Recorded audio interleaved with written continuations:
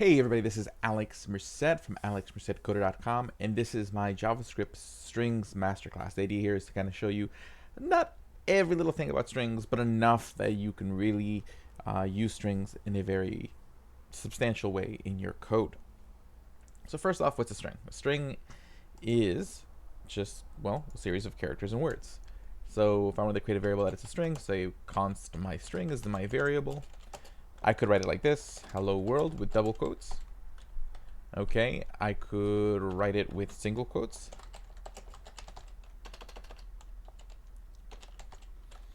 And I could write it with backticks, which, if you're not familiar with backticks, it's the key right above your tab key.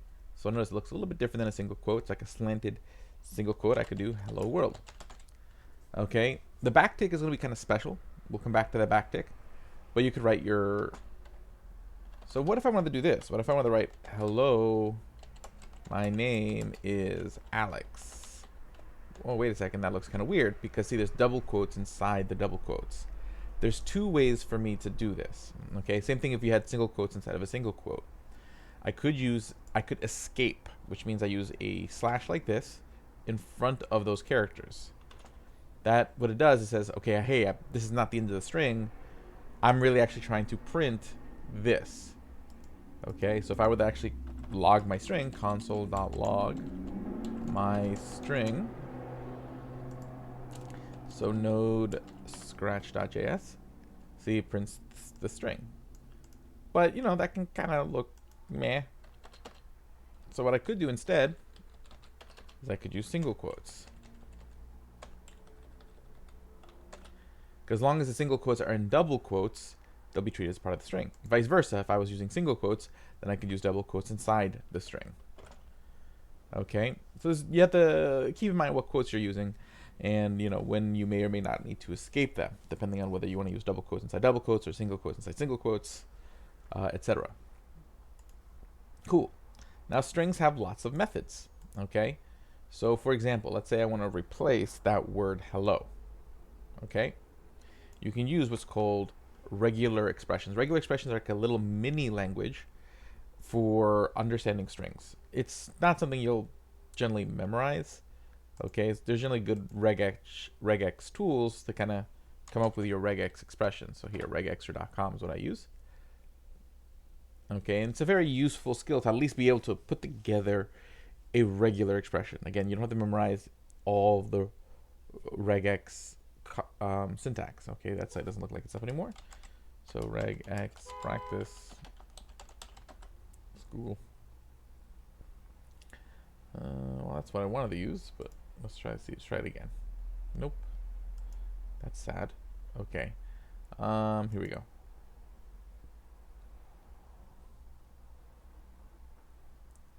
Cool.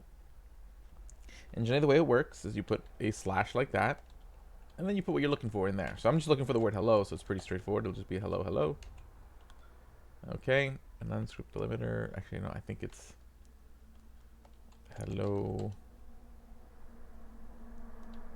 Yeah, see they're already putting this. They're already putting the slashes for you. So see right here is the regex.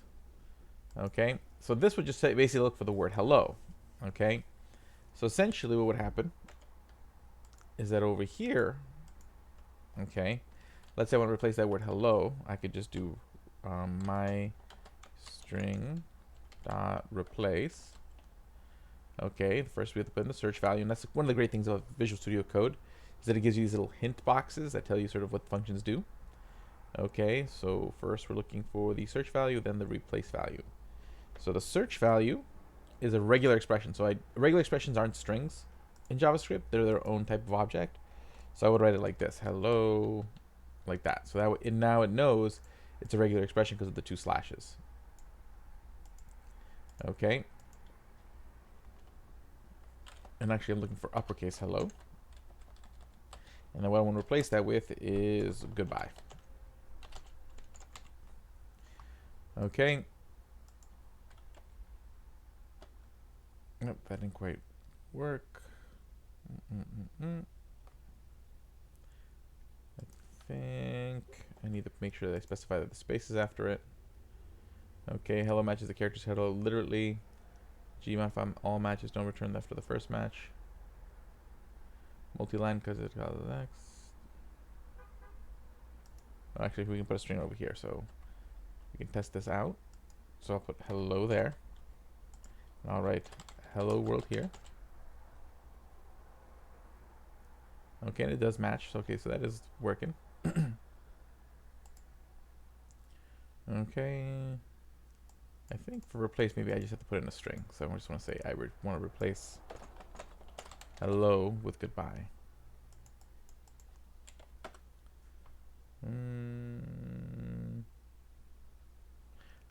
I think what I want to do is create new string, const new string, or I can just do this. I'll just console log the result of this, because I think what's happening is that it's not mutating the original string. It might be just returning the edited string. So let's just put that here. Yeah, that's exactly what it's doing.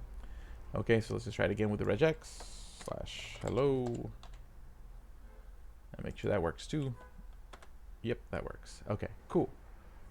So again, you use this to capture what you're looking for, and then this is what replaces it. There's also match, which returns you an array of matches. So if I were just to say, hey, give me all the hellos. So if I were to change the string to hello, hello, so there should be 3 hellos in here. And I say, hey, give me an array of all the times hello pops up.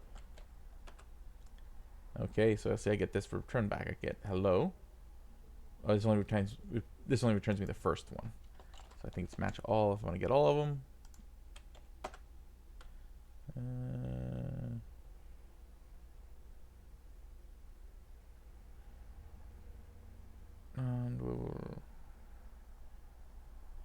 I think he wants me to put the G there for global. Got it. Okay, and say it returns you this iterator, which is an object with all the matches, but you have to actually like loop over it. What I could do, okay, now this is getting advanced. When you have an iterable object, so let's say this is returning a iterator, I can turn that into array by wrapping it in curly brackets and doing ... using the spread operator to blow up that iterator into its individual pieces. And there I go. Okay. So see, now I got each individual item, which is the first hello, which is at the 0 key, then hello, which is at the 6th letter, and then the third hello, which is all the way at the... Okay, and then you can use this information and then go like manipulate the string. So I can sit there and then use things like substring and whatnot and say, hey, start from index 12 and replace the letters here, etc. So those are some cool functions that strings have. Pretty useful stuff. Actually, match all is, I think, pretty new. I think they came out this year in 2020, if I remember correctly. Okay. So those are some of the basic kind of more advanced functions. Now, what if we wanted to add strings together? So let's say I have const hello, which equals the word hello, and const world, which equals the string world. And I'd like to add these together. There's a couple different ways I can do it. First, we'll do concatenation. Const, well, actually, we just console log. Console.log. And what I do is I'll just do hello plus, I want a space in between, so I'll put a space, plus world. And this will take what's inside this variable, add this, and then add that. Okay, and we'll see that works. Hello world. The other way I can do it, and this is where backticks become special, interpolation. So what you're doing is you're defining one string and you're injecting variables into it. You're interpolating. Console.log. But to do this, you have to use backticks. Okay, so it's unlike Ruby where you have to use double quotes to do interpolation. Here you have to use specifically backticks to do interpolation. So first I want to, and then to interpolate a variable, you use a $sign curly brackets. So then I'm saying, hey, okay, here I want the variable hello, then I want a space, then I want the variable world. And this is essentially the same thing as this. See, hello world, hello world. Okay, I find this particularly very useful. It's very easy, especially when you're talking about like long sentences or paragraphs of information, because the paragraph becomes a little bit like when you're doing a bunch of plus signs in the middle of a paragraph, it becomes a little hard to read. But here, I feel like this is a little bit more readable, the longer the string of tags. Cool. So those are two ways to sort of like, and the thing is that you don't have to just inject variables. You can inject any kind of JavaScript expression. So I could inject like 2 plus 2. I could run a function that returns a string, whatever you want. So like if I do this, I'll also have the number 4 in there. See, hello world 4. Because what it does, just evaluates whatever expression's in here as JavaScript, and then returns whatever that expression resolves to gets turned into a string. That's essentially how that works. Very useful when you're working with like HTML and stuff like that. Okie dokie. A couple more things to go. Now, also another way to work with strings is by splitting and joining. Okay, so for example, let's say const my string equals this is a string. Do not be alarmed. Okay, and then we'll say we can use a function called split to break that string into pieces. So we'll call this split result is the name of the variable, and we'll say my string dot split. By default, if I don't put anything in there, it's going to split it by like each individual letter. Well, we'll test that out. I think it actually splits it by commas. So it'll be like this. Well, we'll see in a second. Then we'll console.log split result. And we'll stop there for a moment.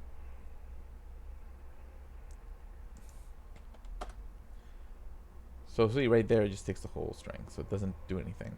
So if you want to split the actual string by like its pieces, you have to specify what you're splitting it by in a quotation mark. So you pass a string, that's the splitter. So let's say I did want to split it by a comma. So I say, hey, you know what? I want it to split right where that comma is. I pass in a comma, and see now it's 2 items in an array. This is a string. Do not be alarmed. If I want to split it by every word, I could just put a space. So I put 1 space in there. And see now it's split by each word. So each word, if I want to split it by each letter, I put a string with no spaces. And that'll split it by every letter. See, it's split up by every letter. But what it does, it takes a string and splits it up into several different items in an array, which is pretty useful. Okay, and let's split it up by word. So let's say I want to place the word is. This, and I'll replace that with the word isn't. Okay, so that's, let's see here, 0, 0, 1, so it's index 1. I can be like split result 1, that's the word is, equals isn't. Okay, and then we want to turn that string back into, we're going to want to turn that back into just one big string, so I can just take split results. We'll take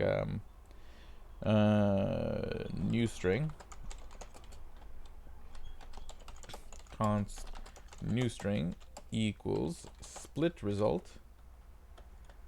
Actually, let's call this join result because we're going to use the join function. Join result. And then arrays have a function called join, which takes everything and turns it into a string. Now, if I don't put anything in there, I should just basically join it and put a comma between each thing. So it'll be like a sentence with, instead of spaces, there's commas. Join result. So let's just confirm that. Console.log join result. And you see, it turned into a string, but instead of spaces, there's commas. So what if I want there to be spaces? I got to pass in what I want in between each array item. I want a space. So boop, now that looks a lot better. This isn't a string. Do not be alarmed. Okay, but what if I wanted there to be a plus sign between each one? I can just put a plus sign. Yeah, whatever I want. It adds each array item, and yeah. So that's what split and join do. So split and join are pretty useful functions when working with strings. Okay, just a couple more things. Let's talk about tagged templates. This was like a newer feature that came with backticks. So if I create a function, so we'll say const myfunc equals, we'll call it stuff is our parameter,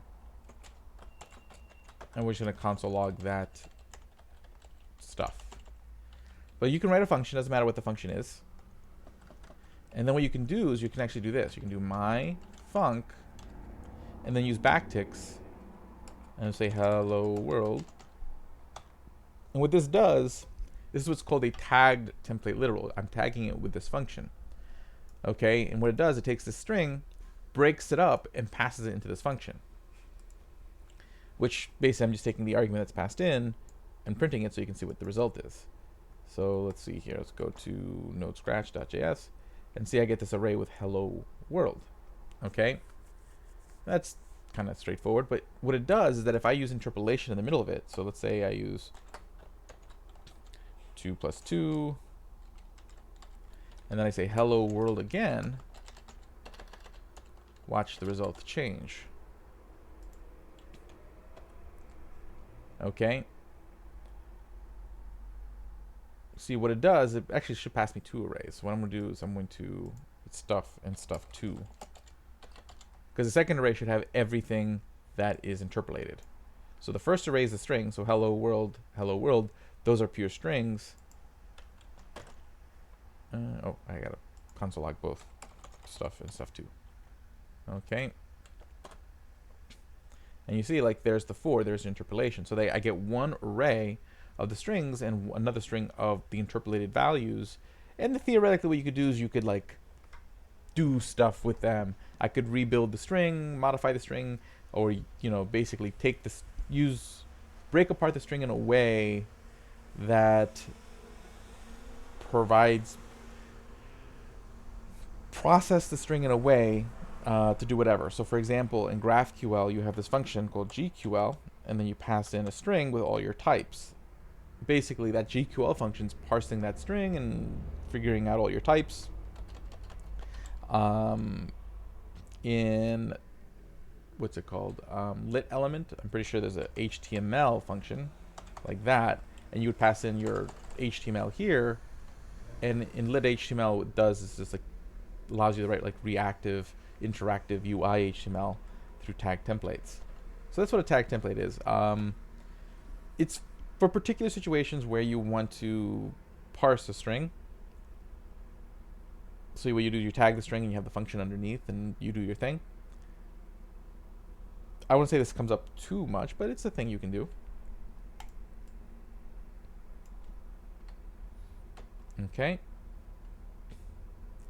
And what else can we do? Okay. And the last thing is eval. Okay, now eval's pretty interesting. So watch this. Const my int equals 5. Okay, so let's say I don't know I have a user who's going to do something and I don't know what they're going to do. I could construct a string. Okay, so we'll just console log the result of eval. Or actually, we'll just do this. Eval. What eval does, it takes a string and then evaluates it as a JavaScript. So I can go in here and say console.log my int plus my int. Okay. And basically it's going to run this code. So let's see if it works. And see, it works. My int plus my int. So it runs this code as if I had just written console log my int here. So imagine a scenario where you could take a string, the user gives input, and you can fill in like, okay, what the math operator is, what the two numbers are, and you can evaluate expression. Now you have to be careful because if someone, this also could make you vulnerable, because if someone on a website, like if you just take the direct input from a form field and inject it into an eval, people can inject huge blocks of code and try to run malicious code right into your program. So you want to be very careful about your use of eval, but there are situations where eval is just like a useful way to create sort of custom code when you don't know exactly what code needs to be written. So I know I've used this with like web components and things like that. Can be pretty cool. Although I think there's most things that are useful you can do with it, you can just do without it nowadays. And again, not using eval contains less risks, especially if you're asking for user input. But yeah, that's a lot of stuff about strings. So hopefully this helped gave you a better idea of all the cool things you can do with strings. There's more, go look up more string methods. But I mean, this is a pretty good overview of things you can do with strings. So my name is Alex Merced from alexmercedcoder.com. Have a great day and enjoy.